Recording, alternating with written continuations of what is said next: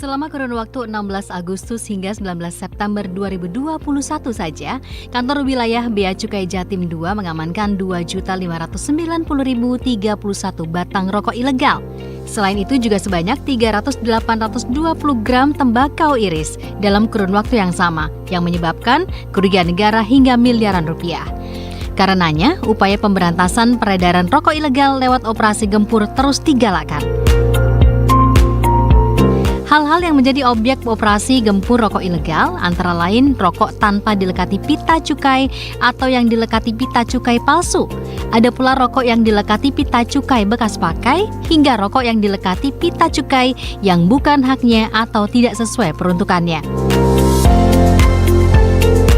Karenanya, edukasi seputar gempur rokok ilegal, kampanye rokok yang tidak dilekati pita cukai atau biasa disebut rokok polos sebagai salah satu ciri rokok ilegal tidak pernah berhenti digaungkan.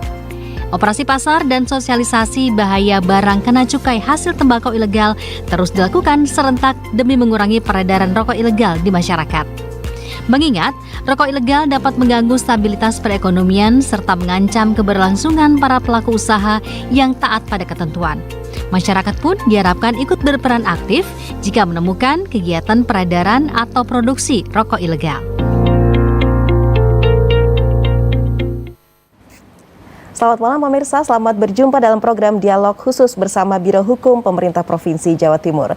Nah pemirsa, kalau kita berbicara mengenai sosialisasi terkait dengan pemberantasan rokok ilegal, itu memang selalu intens dilakukan oleh pemerintah. Tidak terkecuali juga sosialisasi peraturan perundang-undangan terkait dengan barang kena cukai.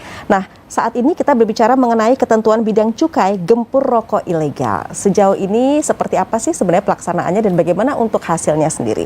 Nah di studio JTV pemirsa sudah hadir para narasumber. Ada Ibu Dr. Lili Pujiastuti SHMH, Kabiro Hukum Setda Provinsi Jawa Timur. Selamat malam Ibu Lili, terima kasih sudah hadir malam hari ini. Sehat selalu ya pastinya. Alhamdulillah, Assalamualaikum warahmatullahi wabarakatuh. Waalaikumsalam warahmatullahi wabarakatuh.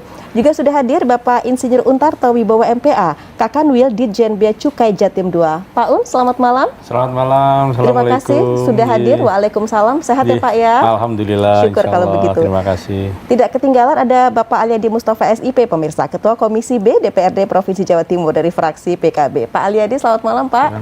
Assalamualaikum. Waalaikumsalam warahmatullahi wabarakatuh. Terima kasih sudah hadir, sehat selalu pastinya ya. Alhamdulillah. Baik, dan pemirsa pastikan selama 1 jam ini Anda menyaksikan program Dialog Khusus bersama Biro Hukum Pemprov Jatim, ketentuan bidang cukai gempur rokok ilegal.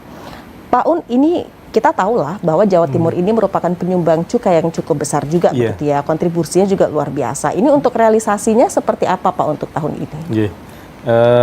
Sebelum saya menjawab itu, mungkin saya perlu juga menyampaikan bahwa di Jawa Timur itu terdapat 2 kantor wilayah, Direktorat Jenderal Bea dan Cukai, kantor wilayah 1 yang berkantor di Surabaya, membawahi Surabaya Raya termasuk Pulau Madura dan Pantura, Jawa Timur. Kemudian saya di kantor wilayah Jawa Timur 2 berkantor di Malang. Jadi wilayah kerja saya, wilayah kerja kami itu dari Magetan sampai ke Banyuwangi, 24 kabupaten kota. Oh, oke. Baik. Kalau bicara mengenai target penerimaan untuk Jawa Timur 1 yang di Surabaya itu targetnya 59 triliun tahun ini. Terus untuk kami di Jawa Timur 2 itu 49 triliun target untuk tahun ini. 95% berasal dari cukai hasil tembakau.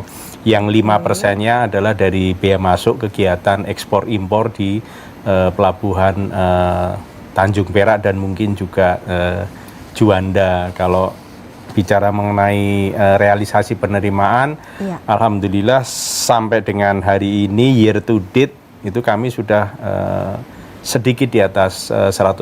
Mudah-mudahan kami bisa mempertahankan angka itu sampai dengan nanti akhir tahun itu insya Allah sekitar 103-104% dari target. Mudah-mudahan tidak meleset perhitungan kami. Berarti artinya melebihi target juga. Insya Allah ya Pak Un ya. Iya. Baik. Nah Bu Lili, ini kalau kita bicara juga tadi Pak Un sudah menyampaikan begitu ya terkait dengan realisasinya bahkan sudah melebihi target begitu ya Ibu. Ini kalau kita bicara pengawasan sendiri dari pemerintah Provinsi Jawa Timur terkait dengan barang kena cukai, utamanya rokok ini seperti apa? Ya, terima kasih. Jadi memang pemerintah daerah atau provinsi di sini itu diberi ada dana bagi hasil dari cukai tembakau, di mana dana itu digunakan satu untuk peningkatan kualitas bahan baku, jadi kedua untuk lingkungan sosial, ketiga untuk peningkatan industri, keempat untuk sosialisasi. Jadi sosialisasi terkait dengan kepatuhan untuk bayar cukai. Dan keempat terkait dengan pemberantasan barang kena cukai yang ilegal. Jadi memang dana itu kita gunakan di berbagai aspek tadi. Baik. Oleh karena itu dana itu dibagi. Kami dari Biro Hukum itu kebagian untuk sosialisasi. Nanti yang peningkatan bahan baku itu di Biro Perekonomian, di Dinas Pertanian. Jadi memang macam-macam. Jadi tidak kami sendiri, ada beberapa OPD perangkat daerah yang memang memiliki tusi untuk melakukan itu. Jadi kami melakukan sosialisasi. Tahun ini kebetulan kami melakukan 20 kali Pak sosialisasi terkait dengan untuk cukai ini. Jadi kita lakukan sosialisasi ke masyarakat dengan bergandeng dengan DPRD, gandengan dengan Kanwil juga untuk melakukan sosialisasi ke beberapa kabupaten kota. Jadi tujuan preventif dulu ya, preventif dulu, karena nanti kalau mau melakukan represi penegakan hukum, karena cukai ini kan termasuk pajak. Jadi ketentuannya undang-undang. Maka sanksinya pasti sanksi di undang-undang, bukan kewenangan dari pemerintah daerah, tapi kewenangan pemerintah pusat. Oleh karena itu kita banyak preventif, yaitu berupa sosialisasi untuk meningkatkan kepatuhan masyarakat dalam membayar cukai atau membeli barang-barang yang memang harus ada cukainya. Legal seperti itu ya pastinya. Tapi kalau yang mau saya tanyakan ke Pak Aliyadi, ini terkait begini Pak. Kalau teman-teman di DPRD Provinsi Jawa Timur sendiri, seperti apa sih selama ini dukungannya begitu untuk pertumbuhan petani tembakau? Kita tahu lah terkait dengan kontribusi cukai sendiri begitu ya, Jawa Timur kan cukup besar Pak Aliyadi. Seperti apa? Baik, terima kasih. Berbicara soal dukungan, tentu kami DPRD Provinsi Jawa Timur yang kebetulan hari ini sebagai Ketua Komisi Perekonomian itu saya, tentu lebih berpihak kepada kepentingan masyarakat petani tembakau dalam hal ini. Artinya apa?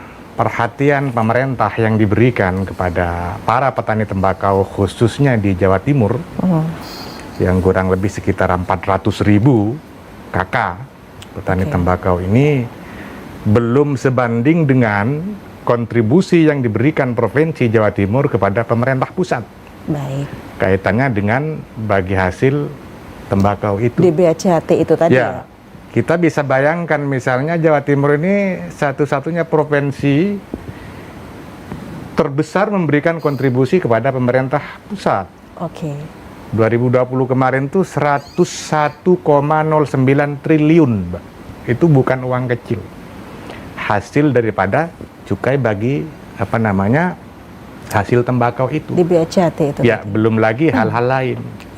Artinya apa? Tentu kami di sini bersuara atas nama masyarakat, khususnya para petani tembakau.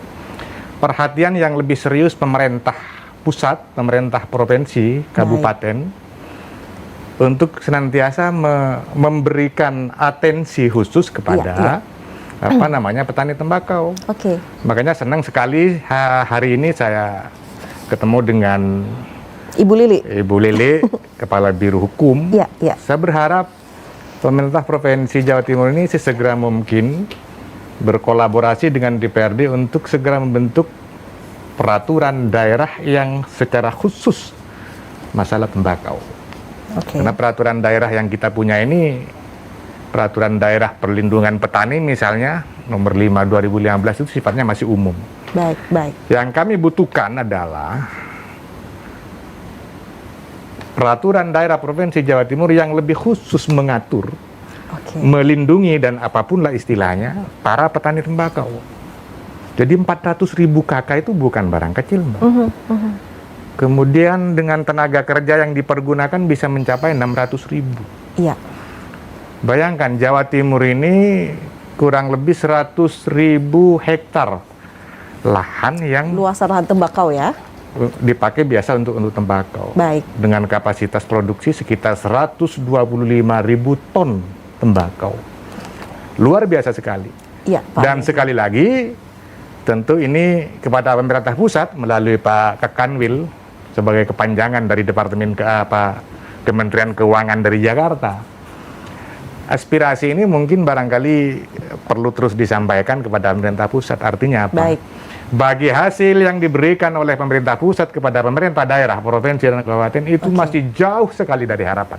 Baik Pak Alyadi, nanti akan kita lanjutkan perbincangan ini. Pemirsa, tetaplah bersama kami. Kami akan kembali usai jeda berikut.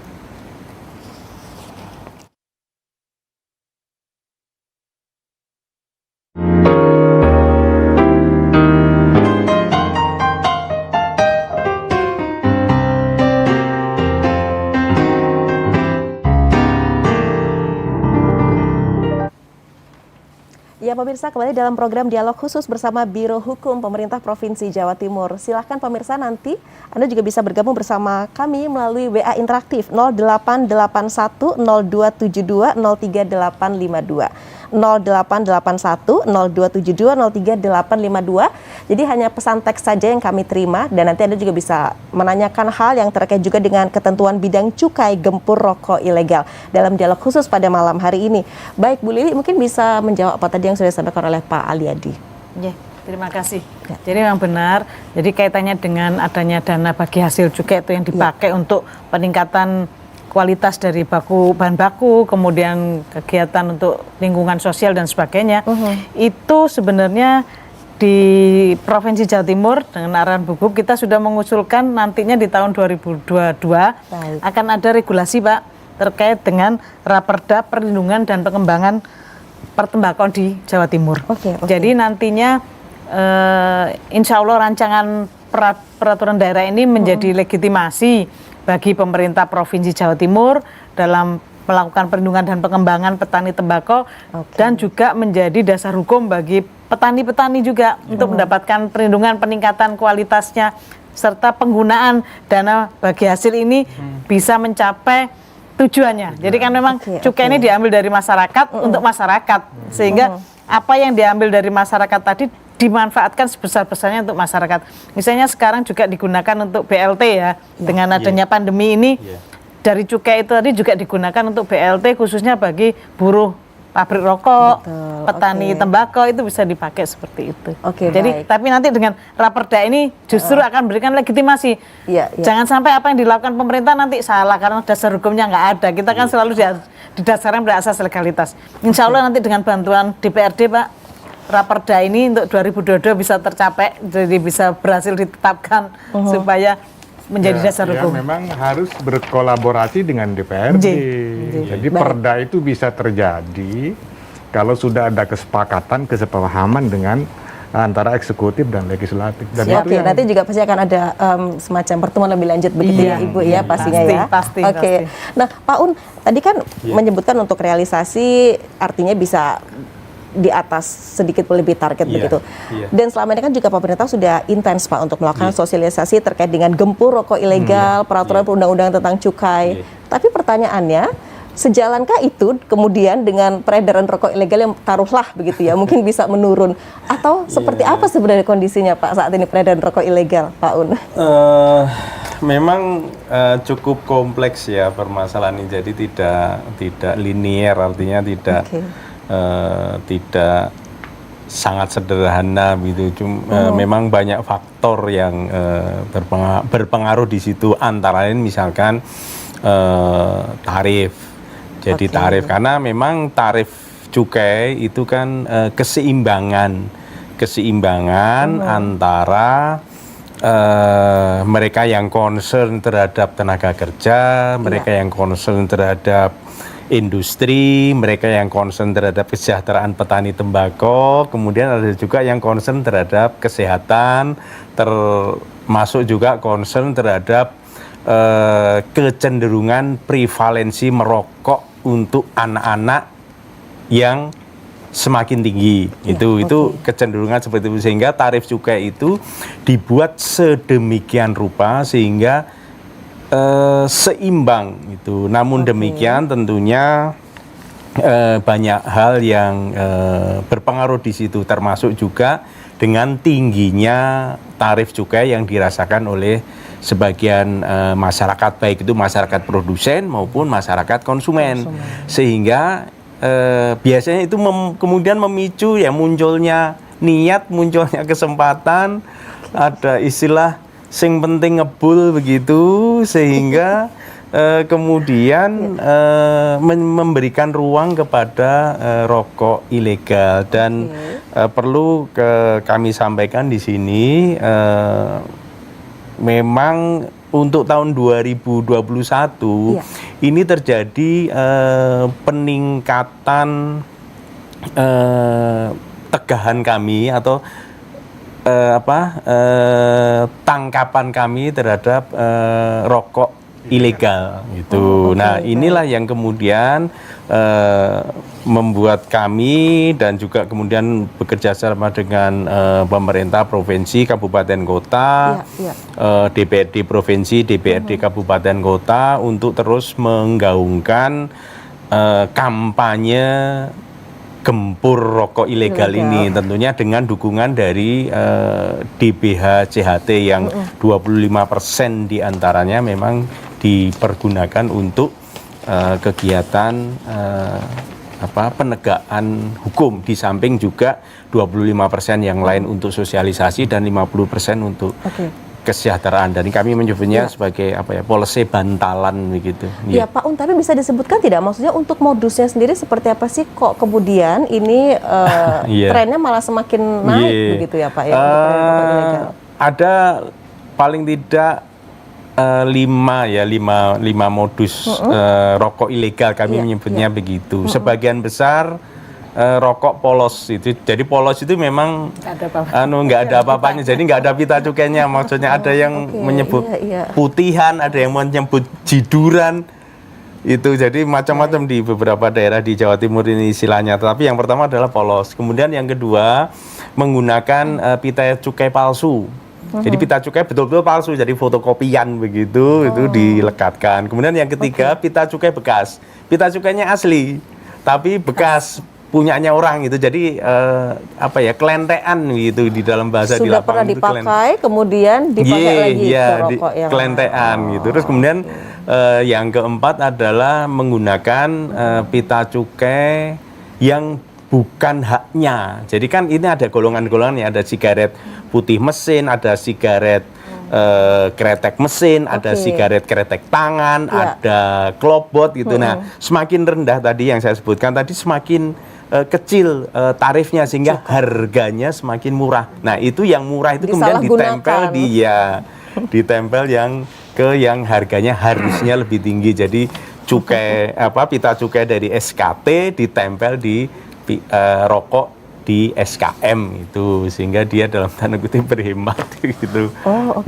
Antara lain itu. Kemudian yang kelima ya bukan punyanya, karena ada namanya personalisasi. Jadi setiap brand, setiap rokok itu memiliki pita cukai yang khas. Jadi dia pesan pita tidak untuk dilekati di produknya, tetapi kemudian dijual kepada orang lain yang tidak memiliki izin. Baik, kalau tadi kan Bapak juga menyatakan ada yang mereka menyalahgunakan untuk kelas dari rokok itu sendiri ya, artinya yang murah kemudian dikatakan mahal. Sebenarnya Pak, ini yang paling mendasar, alur dan ketentuan pembelian cukai ini seperti apa sih Pak?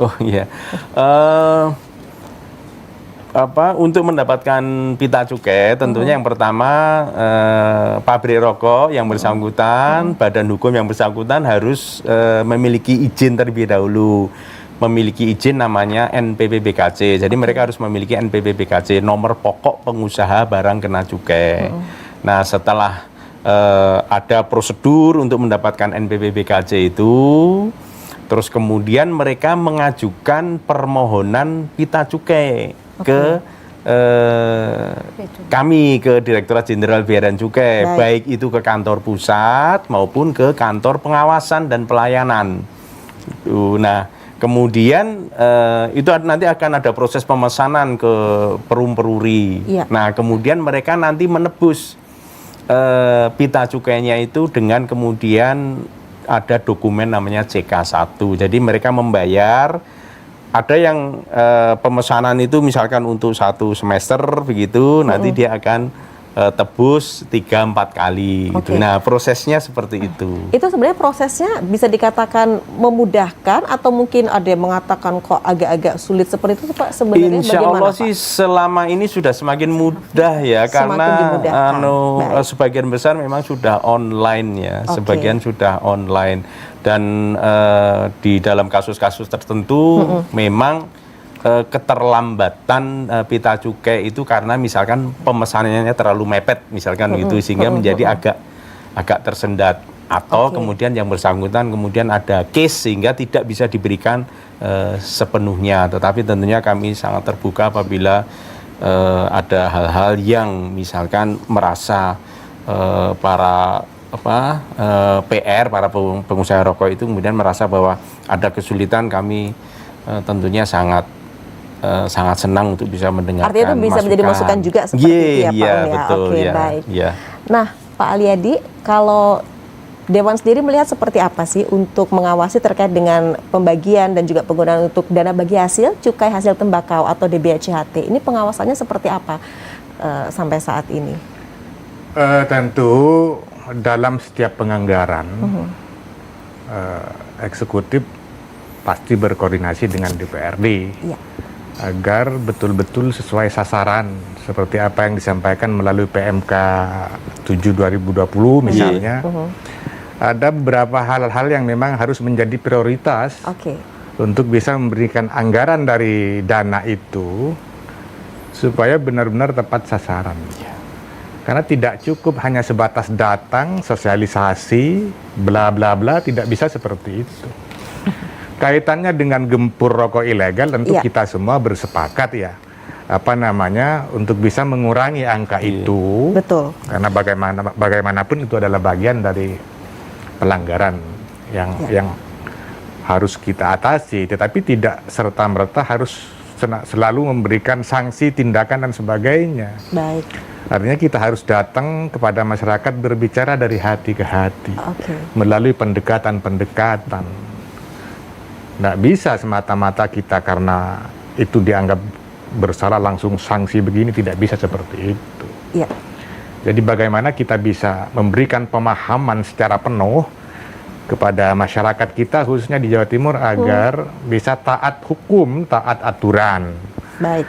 Dan selebihnya dari itu seperti yang saya sampaikan itu tadi, dari kontribusi yang diberikan oleh mereka harus benar-benar bisa dimanfaatkan kembali oleh rakyat, terutama para petani tembakau itu. Baik. Itu yang paling penting seperti itu. Iya. Nanti di segmen selanjutnya kita masih bicara terkait dengan kesejahteraan petani tembakau nih Pak Aliyadi, tapi kita harus break sejenak pemirsa. Di segmen selanjutnya silahkan ya Anda bisa bergabung bersama kami melalui WA interaktif 0881 0272 03852. Kami akan kembali sesaat lagi.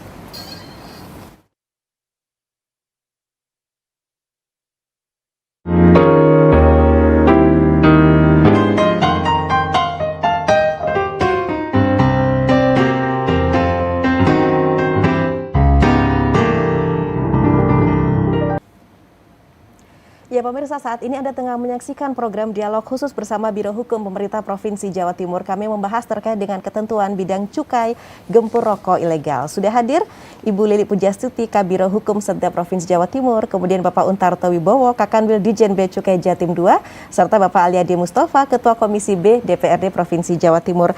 Dan di segmen ini juga Anda bisa bergabung ya tentunya bersama WA interaktif pemirsa. Dan hanya pesan teks saja yang kami terima. Untuk nomor WA interaktif bisa Anda ketahui di layar televisi. Pak Aliyadi, ini tentunya terkait dengan kesejahteraan petani tembakau tidak kalah penting ya, agar kemudian bisa sejalan juga dengan penerimaan cukai yang telah diberikan oleh provinsi begitu kepada negara. Nah, ini terkait dengan pelaksanaan Perda Perlindungan Tembakau. Seperti apa untuk Jawa Timur ini, Pak? Ya, seperti tadi Bu Lili sampaikan, tentu kami sangat mengharapkan itu dan DPRD siap.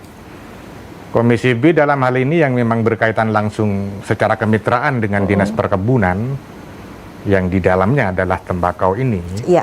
Tahun ini alhamdulillah sudah merampungkan rancangan peraturan daerah menjadi peraturan daerah Provinsi Jawa Timur kaitannya dengan desa wisata misalnya.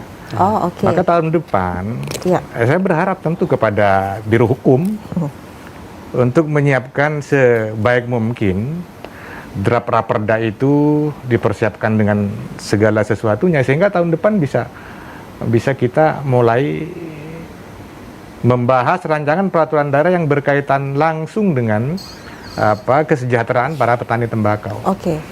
Itu menjadi harapan. Kita tahu Mbak, Jawa Timur ini luar biasa sekali kaitannya dengan petani tembakau dan rokok ini. Indonesia ada sekitar 700 sekian pabrik rokok. Itu 451 kurang lebih. Pabrik rokok itu ada di Jawa Timur, Mbak. Hampir 60%. Iya, iya. Jadi semuanya di Jawa Timur. Baik. Nah, inilah pentingnya kita semua termasuk pemerintah provinsi hadir dalam artian memberikan advokasi kepada para petani. Iya. Tidak hanya melindungi, tetapi bagaimana mereka bisa diperdayakan sebaik-baiknya. Karena ini luar biasa sekali. Baik. Kadang-kadang pemerintah kita ini kan juga tidak konsisten. Satu sisi, ya mohon maaf Pak Kakanwil, mengejar target untuk bisa mendapatkan kontribusi yang sebesar-besarnya. Tapi pada sisi lain, pemerintah lalai juga untuk bisa memberikan perhatian kepada para petani. Belum lagi misalnya kaitannya dengan perokok itu tadi. Kita ini kan lucu-lucuan, Mbak. Kalau kita beli rokok, ada tulisan merokok membunuhmu misalnya. Tapi kenapa masih dijual? Oke. Bagi hasilnya juga dibutuhkan. Ini kan menunjukkan sesuatu yang menurut saya kurang konsisten. Apalagi WHO teriak-teriak bagaimana para perokok ini bisa berhenti semua. Itu kan sesuatu yang kurang masuk akal. Akal-akalan semua kan. Baik, Ya Pak. satu gambaran misalnya gudang garam misalnya. Iya. Sering saya guyon dengan teman-teman, gudang garam di Kediri itu mereknya gudang garam. Tapi isinya itu bukan garam, tapi tembakau dan rokok itu. Kok namanya gudang garam? Di situ saja kan sudah kelihatan. Iya, Pak Aliadi. Baik, Bu Lili, begini terkait dengan tadi apa yang disampaikan ya, Perda Perlindungan Petani Tembakau. Kita bicara juga mengenai aspirasi para petani tembakau tentunya di Jawa Timur, Ibu Lili. Ini ada petani tembakau di daerah itu yang meminta DBHCAT digunakan untuk pembangunan tempat penampungan tembakau. Apakah kemudian ini bisa aturan-aturan dari segi aturan bisa dilakukan begitu oleh pemerintah daerah? Seperti apa, Bu Lili? Terima kasih. Oleh karena itu kan begini, makanya mau dibuat regulasi perda terutama nantinya di situ untuk melegitimasi penggunaan dana itu untuk apa saja itu tadi loh. Karena selama ini kan memang sesuai dengan peraturan untuk ini, tapi di daerah masing-masing kabupaten kota itu belum ada regulasinya, belum ada sama sekali. Nah disinilah Jawa Timur akan menyusun raperda terkait dengan pelindungan, bukan perlindungan, pelindungan itu masuk pemberdayaan juga termasuk semuanya. Jadi itu luasnya lebih lengkap lah, lebih luas ya. Jadi nanti kita itu ini kan masih rancangan Mbak, nanti di Properda 2022. Jadi pertama kita lakukan identifikasi permasalahan terkait dengan petani tembakau itu apa saja sih permasalahannya, bagaimana pemberdayaannya, bagaimana nanti meningkatkan atau memfasilitasi sarana prasarana untuk usaha tani tembakau. Itu kita lakukan identifikasi semua permasalahan sehingga kemudian kita bisa menetapkan alternatif solusi yang dipakai. Nah, alternatif solusi inilah yang kemudian digunakan atau dimasukkan dalam wewenangnya pemerintah provinsi, kabupaten kota apa? Karena kita tahu bahwa setiap tindakan pemerintah itu harus ada dasar hukumnya, ada kewenangannya. Nah, inilah dituangkan. Nantinya wewenang itu akan menjadi diikuti dengan tanggung jawab. Jadi kalau kita punya wewenang pasti diikuti dengan tanggung jawab. Oleh karena itu nanti memang apa yang disampaikan Pak Aliadi tadi penting, perda ini, regulasi ini penting untuk menjadi guidance, pedoman supaya nanti penggunaan dana bagi hasil itu tidak kemana-mana, fokus pada tujuannya tadi gitu loh. Bukan hanya itu sebenarnya Bu Lili, tetapi yang menjadi harapan masyarakat petani tembakau, sebagaimana kita tahu mereka ini selalu dalam posisi rugi ya. Harga tembakau yang begitu murah. Nah ini juga kalau ada regulasi, payung hukum, bagaimana bisa mengatur tata niaganya yang hari ini begitu panjang luar biasa, sehingga banyak orang yang berkesempatan mencari keuntungan di situ. Ujung-ujungnya yang menjadi korban adalah masyarakat petani tembakau juga. Artinya nanti itu juga akan bisa jadi menjadi salah jadi satu makanya tadi rumusan pertama ya, Ibu, kita lakukan identifikasi permasalahan terkait dengan usaha tani tembakau itu. Kedua kita lakukan legal baseline. Kita bagi kewenangannya, mana kewenangan pusat, mana kewenangan pemerintah kabupaten kota, mana kewenangannya provinsi. Jadi kita nanti lakukan sesuai dengan peraturan perundang-undangan kewenangannya apa saja, sehingga nanti ini bisa tercapai semua, Pak. Jangan sampai nanti kita sudah buat ternyata ini kewenangannya pusat. Jadi kan nggak bisa melakukan juga provinsi. Oh ini kewenangannya kabupaten kota. Jadi insya Allah tahun depan dengan dukungan nanti dengan mungkin dari DPRD Pak ya, karena kita kerja bareng, kita lakukan itu. Identifikasi masalah, legal baseline terkait dengan peraturan 2022 ya. Sebentar Pak Aliadi, kita ada pemirsa yang sudah bergabung melalui WA interaktif dari Pak Rahmadi Sidoarjo. Sebenarnya dana dari cukai itu selama ini untuk apa saja? Sebagai petani kecil dan orang awam, saya ingin menanggapi paparan Bapak, cukai mahal dan harga rokok otomatis mahal katanya untuk kesejahteraan petani. Kesejahteraan yang mana Pak? Kami dari dulu jatuh bangun gak ada sejahteranya, dan rokok itu dikasih gambar apapun konsumen gak akan takut, dari Pak Boy. Oke, 2 pertanyaan. Sebentar, silakan. Mungkin Ibu dulu yang menjawab pertanyaan Pak Rahmadi Sidoarjo. Dana dari cukai itu selama ini untuk apa saja? Iya, terima kasih. Jadi gini loh, memang kalau kita ngomong sosialisasi patuan itu kan kita mengubah perilaku sebenarnya ya. Jadi memang nggak sulit ya Pak ya, patuh itu. Nah kalau cukai tadi kan saya sudah sampaikan. Pertama terkait dengan peningkatan kualitas bahan baku. Kedua lingkungan sosial. Nah itu bisa dipakai, contohnya di Kediri itu dipakai rumah sakit untuk mendirikan rumah sakit. Kemudian itu ya? Dari DPHC. Kemudian ada peningkatan untuk tenaga kesehatan, kemudian sarana prasarana. Nah kebetulan kalau saya, karena saya di Biro Hukum, tusi saya adalah kaitannya dengan penegakan hukum, sosialisasi hukum. Saya diberi dana ya, saya lakukan untuk penegakan hukum melalui sosialisasi, iklan layanan masyarakat, kemudian melalui media massa. Ini kita lakukan. Tapi nanti di Dinas Perkebunan itu kan ada juga dana itu di sana yang bisa digunakan. Jadi sesuai dengan tusinya masing-masing. Itu mungkin itu yang bisa saya sampaikan. Saya tambahkan kaitannya juga dengan pertanyaan nomor 2 tadi. Silahkan Pak Aliadi. Pak Boy. Dari Pak Boy. Seperti yang saya sampaikan tadi, saya sepakat sekali Pak Boy. Pak Boy di Lamongan, ya. Kontribusi yang diberikan oleh petani tembakau kepada negara ini juga harus seimbang dengan kesejahteraan para petani itu tadi. Seperti yang saya sampaikan tadi di awal itu. Ini kan kadang-kadang kita tidak masuk akal juga. Dari bagi hasil ini, malah dana ini dimanfaatkan kepada hal-hal lain. Misalnya di soal kesehatan. Saya bukan tidak setuju itu. Tetapi menurut saya, dana bagi hasil dari hasil tembakau ini sebesar-besarnya harus bisa dimanfaatkan kepada kepentingan petani tembakau, baru sisanya kepada yang lain. Ini yang selama ini yang teriak-teriak misalnya kesehatan, anti rokok, tetapi uangnya dia yang make, kan lucu ini. Uang dari hasil tembakau ini kesehatan yang make, orangnya berteriak-teriak jangan merokok, anti merokok, uangnya mau. Nggak bisa begitu. Artinya apa? Kalau pemerintah pusat mau konsisten, dana bagi hasil dari cukai tembakau ini harus dimanfaatkan sebesar-besarnya demi kepentingan masyarakat petani tembakau. Titik. Itu yang paling penting. Utamanya itu maksudnya Pak Aliadi seperti itu.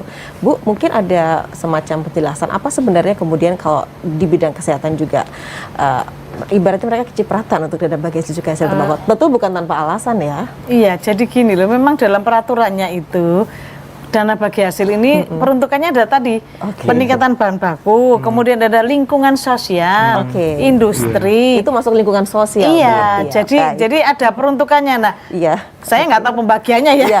Kita ini kan dapat ya, terus dibaginya. Nah itu dibaginya memang ada 5 ya Pak ya, bagiannya ya. Jadi ada lingkungan PMK sosial. itu ya Pak. Jadi dari saya PMK sepakat itu, tetapi mohon maaf, maksud saya Ini kita perlu mengutamakan hal-hal yang lebih utama kaitannya dengan petani tembakau. Itu dulu yang diutamakan, baru yang lain. Baik. Saya rasa begitu, Bu. Satu contoh, Dinas Perkebunan Provinsi Jawa Timur yang memang kebetulan mitra saya, Komisi B, perlu masyarakat Jawa Timur tahu, dari 100.000 hektar lahan pertanian tembakau di Jawa Timur, bayangkan, tahun ini hanya bisa mensubsidi pupuk di kisaran 5.000 hektar. Oke. Loh, kapan ini selesainya dari 100.000? Setiap tahun hanya bisa mensubsidi 5.000 hektar. Baik. Ini kan butuh waktu 20 tahun. Oke. Nah, terus bagaimana? Kapan pemerintah ini hadir untuk senantiasa membela para petani tembakau ini? Baik, Pak Aliadi. Kalau hanya di DPR yang berteriak-teriak, bikin peraturan daerah, tetapi tidak ada itikat baik dari pemerintah pusat maupun provinsi, kabupaten kota, ya percuma juga. Mudah-mudahan di pembahasan tahun 2022 ya Ibu Lili Insya ya, Allah, ini bisa nanti insya bisa Allah. diakomodir oleh teman-teman pemerintah Provinsi Insya Jawa Timur. Allah. Ya, pemirsa masih ada beberapa pertanyaan dari pemirsa, tapi sesaat lagi nanti akan kami sampaikan dan akan ditanggapi oleh para narasumber. Kami harus jeda sejenak, tetaplah bersama kami pemirsa, kami akan kembali sesaat lagi.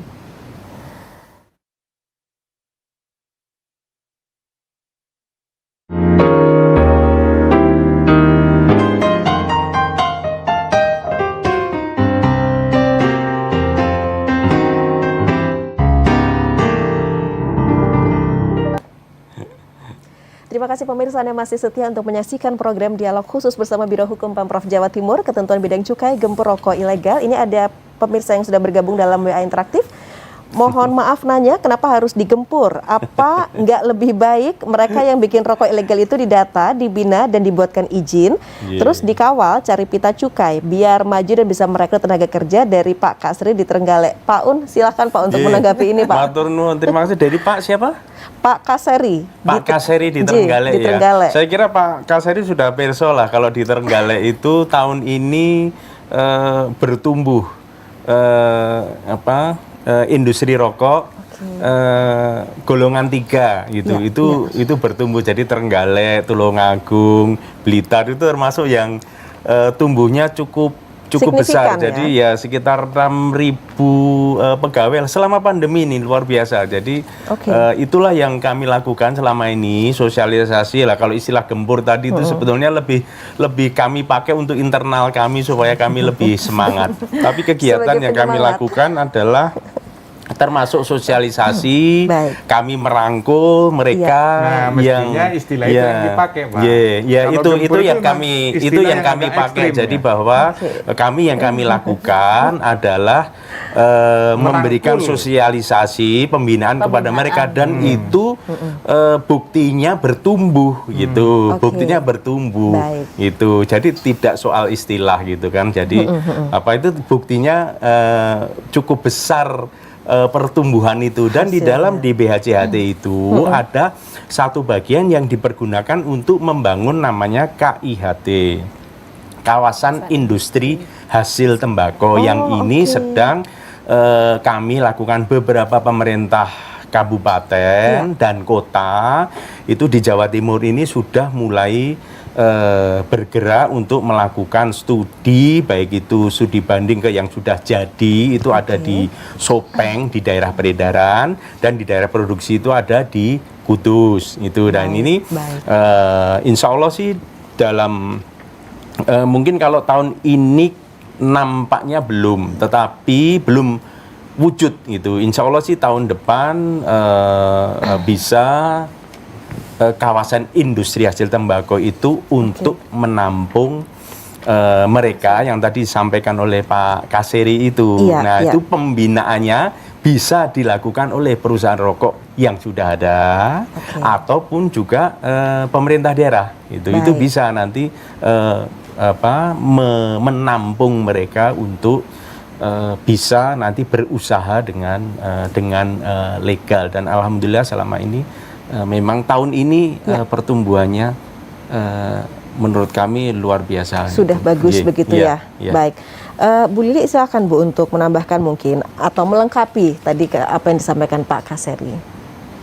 Iya, jadi mungkin itu masukan aja mungkin dari kalimat yang udah nancap ke pemikiran kok gempur-gempur gitu. Mungkin ini sebenarnya adalah pembinaan.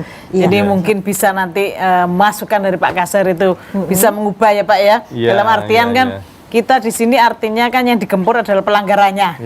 Betul. Pelanggarannya. Tujuannya itu sebenarnya. Bukan pada apa cukainya tadi. Istilahnya yang gawang. Ya, pelanggarannya itu yang digempur. Tapi bagaimanapun memang tadi saya awal sampaikan bahwa kepatuhan untuk bayar pajak, bayar cukai itu adalah perilaku. Nah, ini adalah kita ini sosialisasi atau bagaimana sih cara meningkatkan kepatuhan, mengubah perilaku tadi untuk patuh, untuk membayar, karena kita tahu bayar pajak aja loh, sama saja kan pajak penghasilan. Kalau bisa penghasilan saya jangan dikenakan pajak, yang lain ya dimasukkan. Nah, itu adalah satu perubahan perilaku yang perlu dan agak lama. Ini perlu adanya suatu instrumen Pak ya, nggak hanya peraturan saja, tetapi ada instrumen-instrumen yang lain, mungkin dari DPRD juga, bagaimana cara-cara kita untuk meningkatkan kepatuhan, karena mohon maaf negara kita memang salah satu sumber terbesarnya juga dari pajak dan cukai, yang itu yang harus kita pahami bersama, sehingga nah ini saya sisinya hukum. Kemudian nanti ada teman-teman tadi lewat pemberdayaan, lewat apapun itu untuk mengubah perilaku tersebut, Mbak. Jadi itu mungkin. Ya ini nanti mungkin juga masukan dari Kak Kanwil terkait dengan perda kita. Insya Allah. Saya akan pulaan, Mbak. Jadi langsung kauronya bagaimana sih cara-cara yang kita bisa lakukan untuk materi muatannya. Yang penting materi muatan. Bagaimana pelindungan, saya mengatur kewenangan, pelindungan tadi kepada petani tembakau, kemudian bagaimana juga meningkatkan termasuk kemarin pertemuan kami dengan Ibu Gubernur juga demikian gitu. Jadi saya malah menyampaikan dibalik saja. Jadi apa sih yang diperlukan itu. Jadi dibalik. Jadi apa sih yang memang earmark-nya pemanfaatannya memang sangat ketat itu. DBHJT itu memang sangat ketat. 50, 25 itu memang untuk ini memang sangat ketat. Sudah ada aturannya gitu. Itu. Jadi kami kemarin tawaran, udah kalau begitu dibalik gitu. Apa sih yang diperlukan? Buktinya itu pernah terjadi tahun 2019 itu stunting. Itu bisa masuk sekarang. Di tahun 2020 itu sudah bisa masuk, bisa dibiayai untuk mencegah stunting, bisa dibiayai dari DBHJT. Jadi artinya kan dibalik itu. Jadi tentunya keaktifan dari pemerintah daerah, kota, kabupaten, itu provinsi sangat dibutuhkan itu sangat diperlukan. Ini ada lagi pemirsa yang bergabung. Saya dari petani tembakau Mojokerto. Petani di sini dulu petani tembakau, tapi sekarang ganti tanam karena nanam tembakau terus merugi. Kemudian selanjutnya bapak-bapak yang berwajib kalau berani telusuri rokok ilegal, mana pabriknya, jangan yang jualan palen kecil-kecil yang ditangkap, ditahan, didenda. Kalau berani pusatnya digerebek. Oke, sebentar Pak Liadi, yang terkait dengan itu tadi Pak, petani tembakau di Mojokerto itu tadi Pak. Setuju sekali. Tetapi seperti yang saya sampaikan di awal Mbak, tidak cukup hanya dengan sebuah tindakan dan sanksi. Ini harus pendekatan. Bagaimana masyarakat kita bisa taat itu. Satu, yang kedua, perlu masyarakat tahu juga bahwa bagi hasil dari hasil tembakau ini yang diberikan oleh pemerintah pusat kepada pemerintah provinsi, kabupaten itu sangat kecil sekali, Mbak. Satu contoh misalnya Provinsi Jawa Timur berani setor 101 triliun, 101,09 triliun. Itu malah pemerintah Provinsi Jawa Timur hanya kebagian sekitar 2%, Mbak. 19 triliun sekian. Itu pun pemerintah Provinsi Jawa Timur hanya mendapat bagian 30%. 500 sekian miliar. 70% masih diberikan kepada pemerintah kabupaten. Kabupaten penghasil 40%, 30%-nya kabupaten kota termasuk di luar penghasil itu. Ini kan tidak masuk akal. Uang 101 triliun dibalikin ke sini hanya 1,9 triliun. Tuh yang lain mau diberikan ke siapa? Baik. Pak, sebentar kita harus jeda sejenak pemirsa. Tetaplah bersama kami usai jeda pariwara berikut. Kami akan kembali hadir ke hadapan Anda.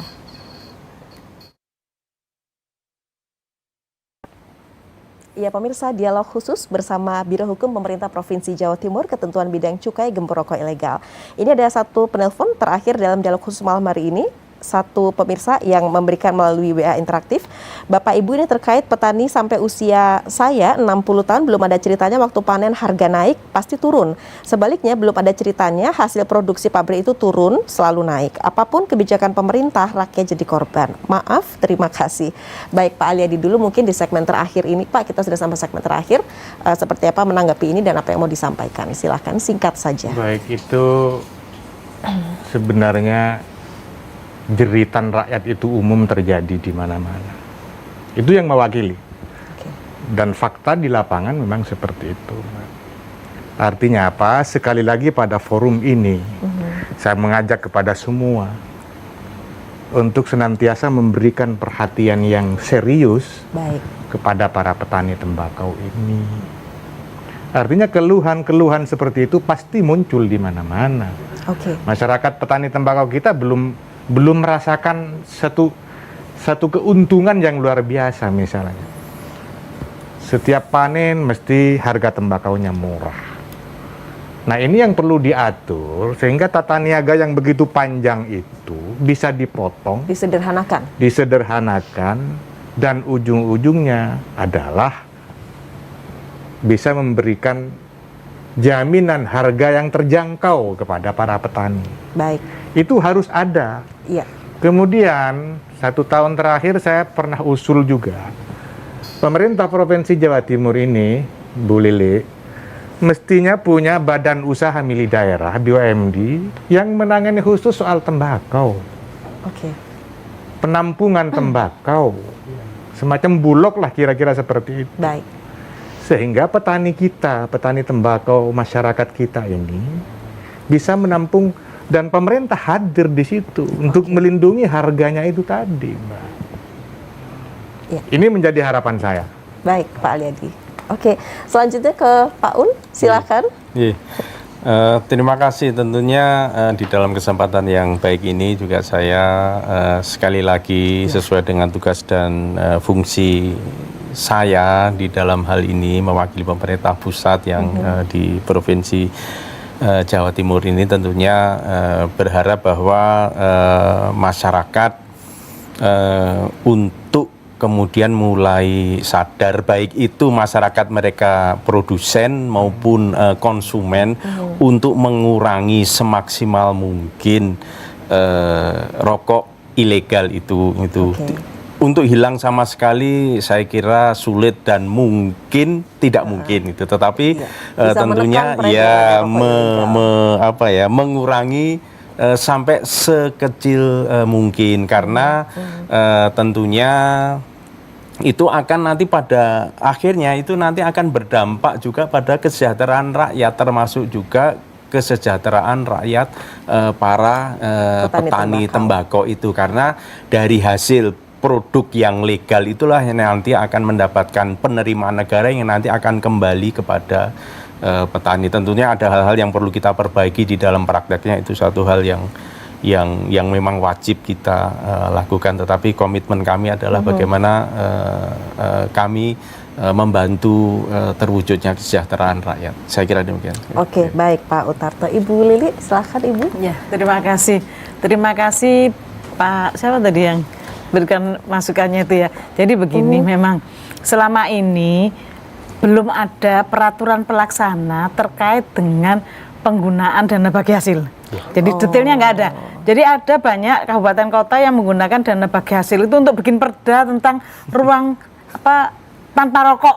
Ya, jadi kawasan tanpa rokok. Jadi semua kabupaten kota hampir dipakai itu dananya. Nah, mungkin nanti mohon doanya Pak, Provinsi Jawa Timur akan menyusun perda ini, di mana perda ini nanti menjadi dasar bagi Provinsi Jawa Timur, khususnya juga kabupaten kota yang ada di Jawa Timur. Syukur-syukur nanti bisa juga menjadi studi bandingnya dari provinsi lain. Kebetulan sama kayak COVID itu juga Jawa Timur ini duluan bikin perdanya, gitu loh. Se-Indonesia ini duluan. Jadi ini mungkin dibuat dulu, kemudian nanti akan digunakan sebagai legitimasi untuk tadi yang menangani permasalahan yang Bapak sampaikan tadi supaya itu tidak terjadi lagi. Iya, Mohon ada doanya. target, Semoga aja. ada target rancangan peraturan daerah itu harus Insya Allah. ditarget secepat mungkin. Mudah-mudahan Insya Allah, Pak. secepatnya ya bisa terrealisasi untuk khususnya pelindungan begitu ya kepada khususnya para petani tembakau Siap. dan masyarakat. Insya Allah. Ibu Lili terima kasih, Pak Dedi terima kasih, Pak Antata juga sama-sama. terima Terima kasih. kasih. Pemirsa sampai di sini kebersamaan kita dalam program Dialog Khusus yang dipersembahkan oleh Biro Hukum Pemerintah Provinsi Jawa Timur. Saya Tika Subandi, pemirsa selamat malam, sampai jumpa.